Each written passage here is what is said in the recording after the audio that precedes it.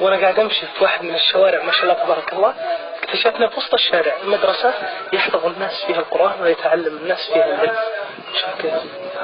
يقطعون واديا إلا كتب لهم ليجزيهم الله أحسن ما كانوا يعملون. وأطيعوا الله ورسوله ولا تنازعوا فتفشلوا وتذهب.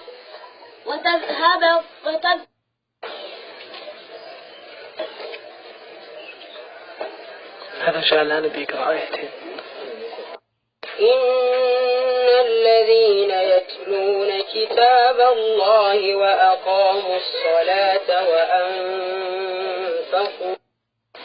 ليوفيهم أجورهم ويزيدهم من فضله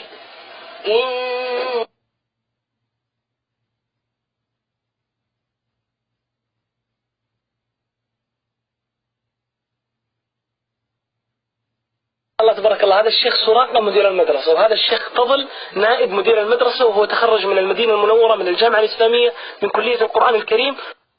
حصلت على المركز الأول في جائزة دبي الدولية لحفظ القرآن الكريم في عام 2005 ما شاء الله تبارك الله. والشيخ سراقة المركز الثاني. هذه المدرسة التي نراها الآن يا شيخ فضل، هل يؤخذ من الطلاب فيها رسوم أو لا يؤخذ منهم رسوم؟ لا نأخذ من الطلاب أي شيء من الرسوم. يعني الدراسة مجانية. هدفكم في إنشاء هذه المدرسة تحفيظ القرآن الكريم فقط وغير؟ طيب هدفنا لإنشاء هذه المدرسة تحفيظ القرآن الكريم وما يتعلق ببعض معاني كلمات القرآن الكريم وتفسير بعض السور، وخصوصا منع السور المفصل. يعني الدراسات الإسلامية من الحديث ومن الفقه تدرس في أيام الخميس والجمعة. أيام الخميس والجمعة. يوم الخميس وبقية الأيام هي للقرآن. هي القرآن. ويحفظون القرآن على الألواح. طيب. طالب تقريبا يا شيخنا في المدرسة؟ يعني تقريبا 1000 طالب بين منتظم والذي يأتي في أوقات الجمعة. يعني المنتسبين المنتظمين قريب من 1000 طالب في المدرسة. لكن الذي يأتي كل يوم معنا هذا الشيخ معروف جاء من منطقة 1000 كيلو من جنوب نيجيريا حتى يدرس هنا. نعم 1000 كيلو. أكثر من 1000. نعم. كلا ربنا افتح بيننا وبين قومنا بالحق وأنت خير الفاتحين. طيب يا شيخ فضل، هؤلاء الطلاب يأتون هنا من متى؟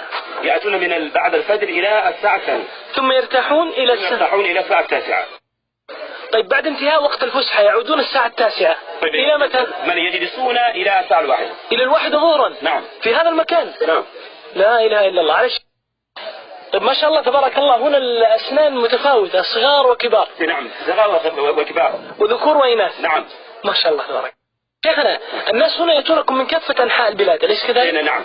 طيب النساء اللواتي يأتين من بلاد بعيدة أين يسكنن؟ يسكنن في بيت أخي سراقة. أخوك الشيخ سراقة يسكنهن في بيته مجانا، أليس كذلك؟ نعم. هذا بيت الشيخ سراقة، يسكن النساء هنا مجانا ويبقين عنده في البيت كأنهن بناته. طيب هؤلاء النساء، طيب الذكور الذين يأتون من خارج كورة أين يسكنون؟ يسكنون في بيت الأشخاص الذين يساعدون للزواج. يسكنونكم حتى يتم زواجهم ثم يخرجون. يا جماعة الخير، شوفوا هؤلاء يأتون هنا لكي يحفظون القرآن ولا يوجد لهم بيت، ويسكنون في بيوت لسه تنشأ حتى يحفظون القرآن ويحفظون كلام الله.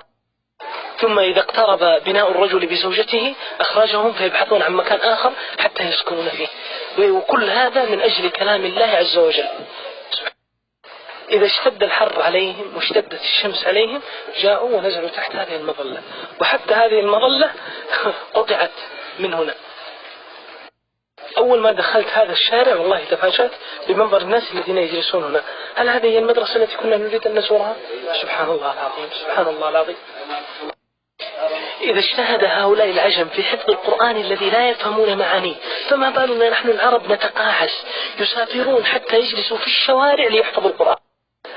نحن هيئت لنا المدارس والمساجد والفرش والبسط والمكيفات، وهيئ لنا الأساتذة وكل شيء، ما بالنا نتقاعس عن حفظ القرآن.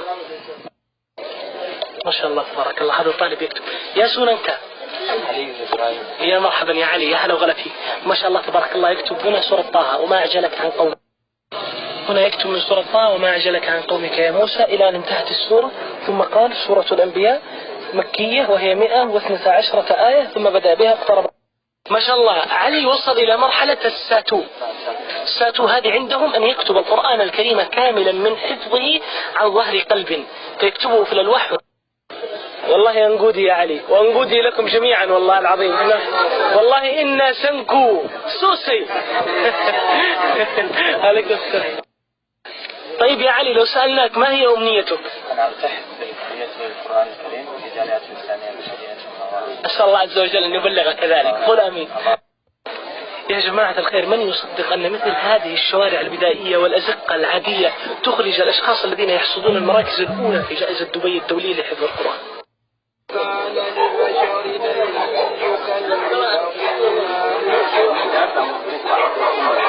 وما كان لبشر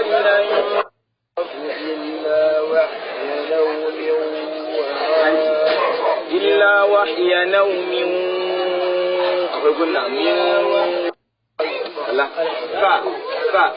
أو يرسل رسولا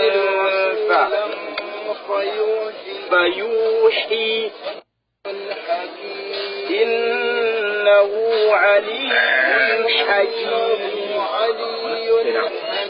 حكيم.